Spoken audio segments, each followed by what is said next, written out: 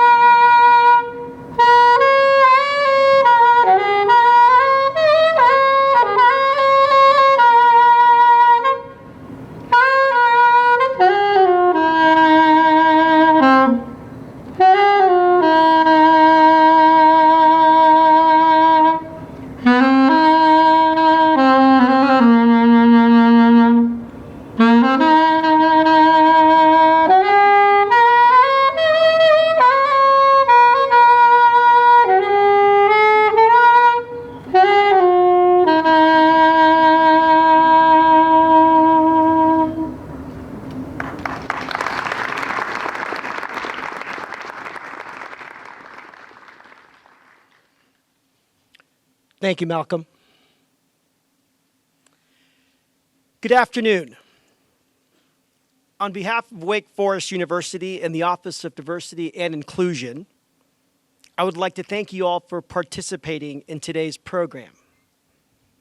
Remember with us, a commemoration of the enslaved.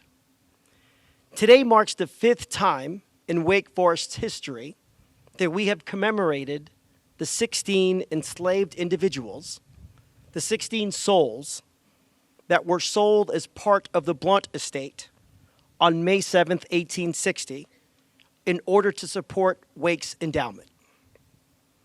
Your attendance today is connected to students, staff, and faculty who, like you, committed to shining a more reflective light on Wake's connections to the institution of slavery. Students like the ones who, as part of a sociology class back in 2019, made sure that we did not forget these 16 souls. And staff and faculty like those who labor and share their wisdom in the university archives, on the original campus in Wake Forest, North Carolina, in local cemeteries like Odd Fellows Cemetery, and on the Slavery, Race, and Memory Project at Wake Forest University. All of their efforts have been bolstered by your presence. And our collective engagement is not done in vain, but in memory of those 16 souls and the dozens more that have been linked to the founding of Wake Forest University. Thank you for helping us remember today, and thank you again for being part of today's commemoration of the enslaved. Before I invite Provost Gillespie up to share some remarks, I invite you to sit in the chairs that we have. We have about 12 or 13 of them, so feel free to step on up.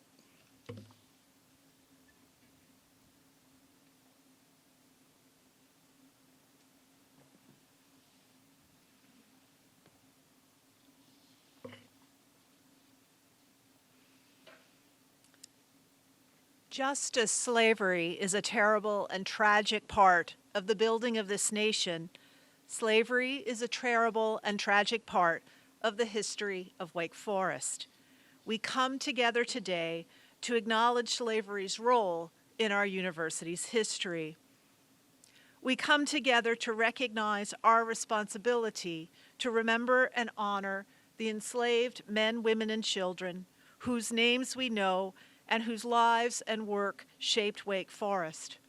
And we come together to recognize our responsibility to remember and honor the enslaved men, women, and children whose names we do not know and may never know, whose lives and work shaped Wake Forest profoundly too. We stand together here today, pledging we will never forget the named and unnamed enslaved people who were made to labor for Wake Forest, who literally built the college on a former plantation in Wake Forest, North Carolina, for white students and faculty, who cooked in the kitchens, tended farm animals, and harvested vegetables and crops to feed white students and faculty, who did the housework and the laundry to keep white students and faculty clean. We do this remembering to show our respect for these enslaved Wake Foresters. We do this remembering to never forget this terrible past. We do this remembering to make ourselves accountable for changing a narrative largely marked by omission. What does this commemoration of the enslaved accomplish? It inscribes the inhumanity and tragedy of enslavement into the very heart of this institution and among all Wake Foresters. And now let me introduce our next speaker, Dr. Corey Walker, Interim Dean of the Divinity School, Director of the African American Studies Program, and Wake Forest University professor.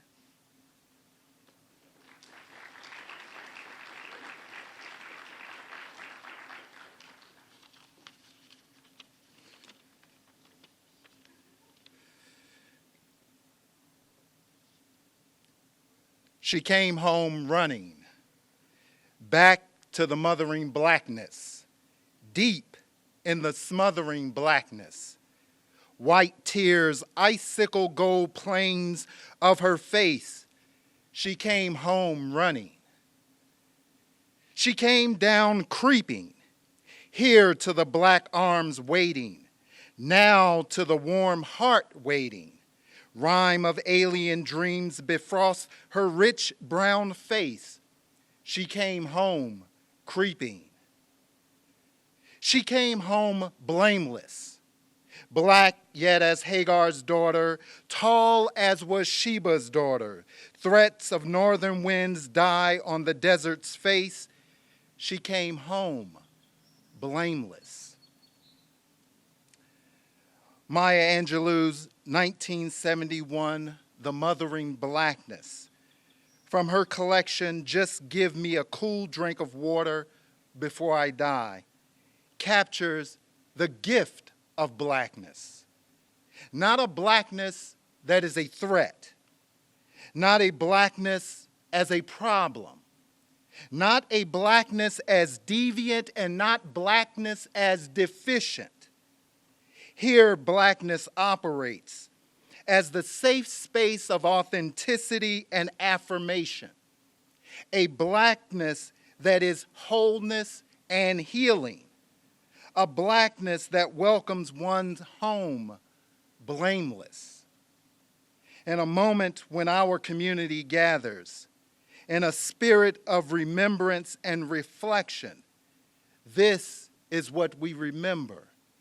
A gift, the gift of blackness. We remember the meaning and substance of the gift of the lives of the enslaved. It is in this context where we are granted a communal moment to reflect on a gift of a new possibility.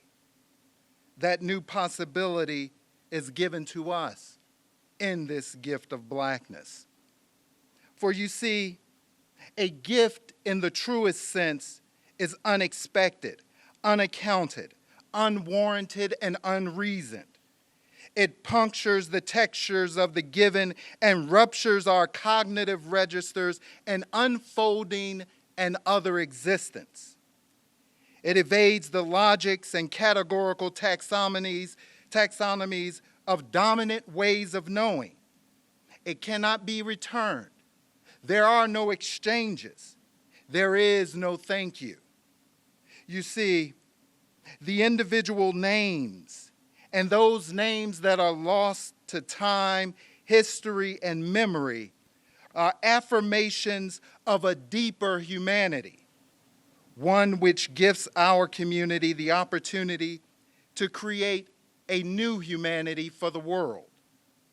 This gift of a people for whom the cup of suffering overflowed in haunting overtones grounds and guides our ability to respond to the pressures of our world and of our existence, not from something without, but rather from the deep wells of those who remind us that humanity cannot be taken. Humanity cannot be enslaved. Humanity cannot even build an institution of higher education without the very freedom of an untimely freedom to which their names attest. Thus, this gathering is not mere repetition. It is not mere ritual. It is not a rehearsal of that which has gone before. Instead, this is a new founding, a founding of a new Wake Forest, a Wake Forest that recognizes the depth and depravity of the institution of slavery and yet is open to a gift of blackness that opens up a new possibility of a new humanity. It is a response to the depth and quality, the richness of a resonance that announces the unique, the original, and the authentic gift to the world given by New World African people in our moment for us to build a new world together. This is the gift of a mothering blackness. It is a gift that gives birth to a new humanity. And this is why we gather this afternoon, to receive this gift and to enact a new world. Now I welcome my dear colleague, Professor Derek Hicks, who will begin and inaugurate the program of reading the names of those who were enslaved and provide us with an opportunity to depart this place with this gift and build a new world.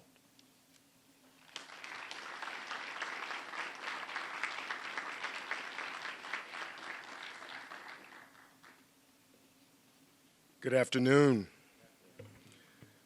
I want us to think for a moment about the reality that we are honoring souls that were enfleshed, that lived, that laughed, that loved, that held, that touched, whose labor often went unnoticed unless it was done incorrectly, whose hands were left empty, bound, and not allowed to love as deeply and touch as much as they would have liked their family, their children, their loved ones. I want us to hold that as we hear these names, because they were enfleshed. They weren't a long time ago. They still live within the confines of this place and of the place that so many are laboring on where we previously were, on our original campus. And so today we remember the enslaved individuals who were sold by or rented out to work for Wake Forest College, the institution that became Wake Forest University. We do so moved by a sense of justice and by a commitment to more equitable commemoration and through the use of archival records that have been passed down through the university over the course of its life. We remember and say the names of all of the individuals we know, and we acknowledge those whose names we do not yet know. The search for their names continues, as does the work to acknowledge and repair our past. We remember in hope that doing so is another step toward and on our journey toward reconciliation in our own communities. At the end of each section, the reader will say, "We remember and honor you." We would ask that the audience, all of you here, would respond with those same words when prompted. And so we read the names. An 1834 Wake Forest College account book shows that 4 enslaved black people were rented that year. The names of those who labored as recorded were Elick, Harry and wife, and Charlotte. As students' numbers grew, more enslaved black people were rented for labor from local slave owners. We know from our archival records, dating back to 1835, the names of 13 enslaved people who also labored at Wake Forest. Their names are Johnson, Anderson, James, Linder, Mary, Sarah, Phyllis, Mary, Lucy, Venus, Patience, Mary, and George. We remember and honor you. And now I bring up Dwight Lewis.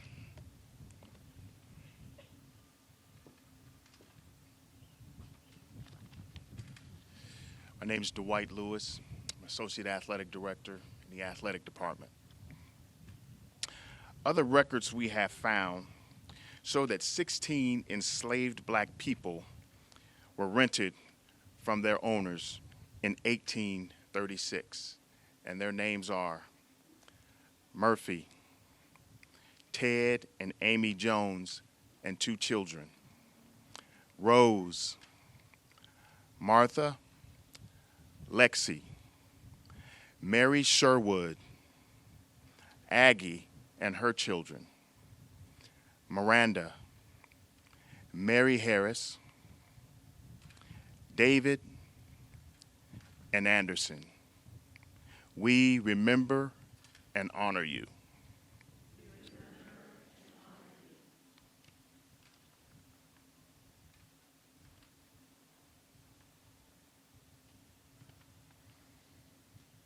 My name is Pilar Agudelo. I'm a senior at Wake Forest and the student body president.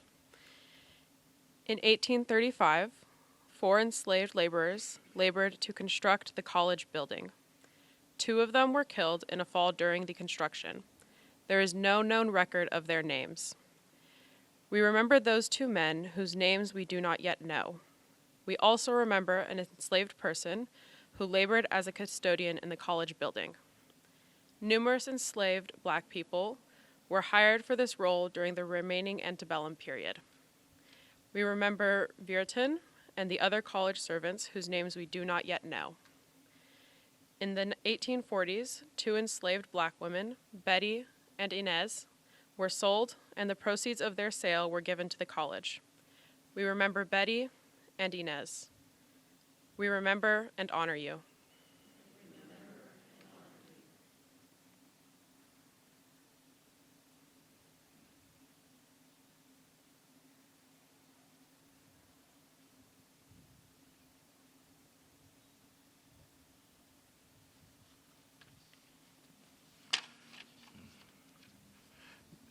Good afternoon.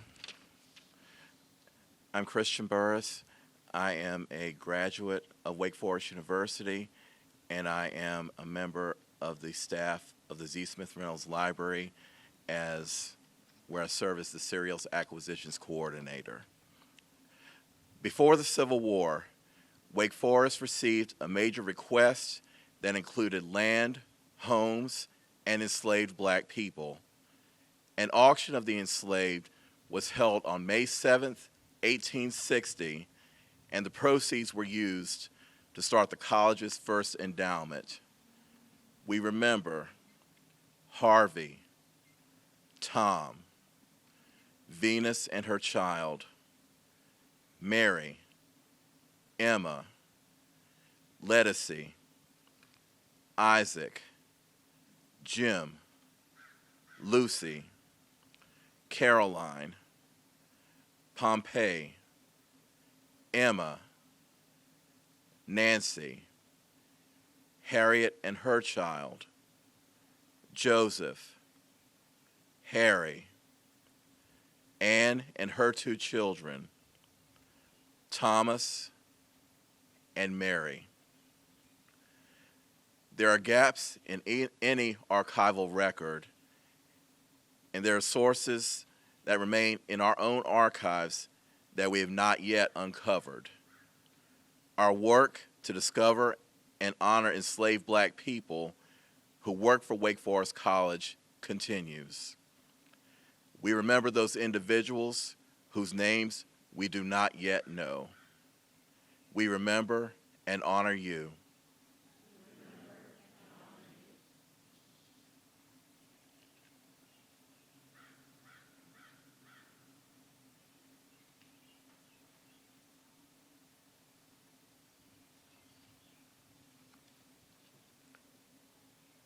Thank you, Professor Hicks. Thank you, Director Lewis. Thank you, Student Body President Agudelo. Thank you, Coordinator Burris. For the somber yet symbolic nature of your contributions to today's program. I would like to also thank Sean Elliott, Chris Glenn, Elise Ashline, and Sean McClure for making today's event a reality, and to Provost Gillespie and Dean Walker for sharing your words and your perspectives. And finally, I would like to thank Malcolm Seals for his beautiful musical performance, and Anthony Tang for his forthcoming rendition of Lift Every Voice and Sing on the Carolyn. May all of you have a peaceful evening, and may all of you have a calm end to the semester. Good night.